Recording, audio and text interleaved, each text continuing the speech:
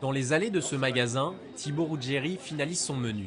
Le mélange des saveurs et la mise en avant des aliments reste la priorité du jeune candidat français au championnat du monde des cuisiniers.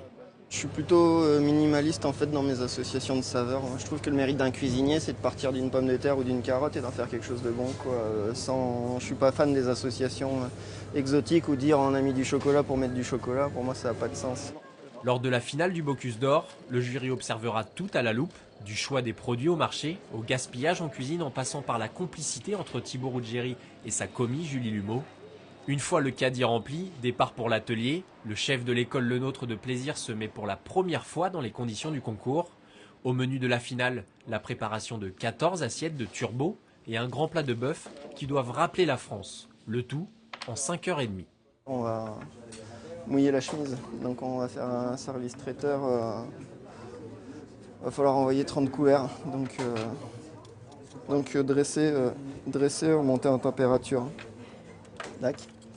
Malgré l'agitation qui règne dans l'atelier, le Megévois de 30 ans reste imperturbable. Thibaut, c'est quelqu'un qui subit rarement l'émotion. Donc automatiquement, je dirais, le fait qu'il y a beaucoup de chefs qui vont être présents, qu'il y aura beaucoup de bruit, beaucoup de lumière, c'est pas un problème. Thibaut Ruggieri a découvert la cuisine à l'âge de 11 ans en inventant, comme il l'appelle, son gâteau poubelle à base de 4 quarts. Celui qui milite pour une cuisine improvisée aime prendre des risques et fait revenir ses filets de turbo à la poêle. Chaque geste est précis, étudié, pour que le plat devienne une œuvre d'art. Et après 1h30 de travail, le turbo à la grenobloise se révèle être un feu d'artifice de saveurs.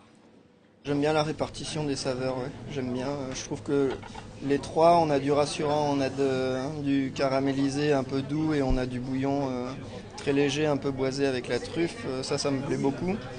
Rendez-vous le 30 janvier pour la version finale.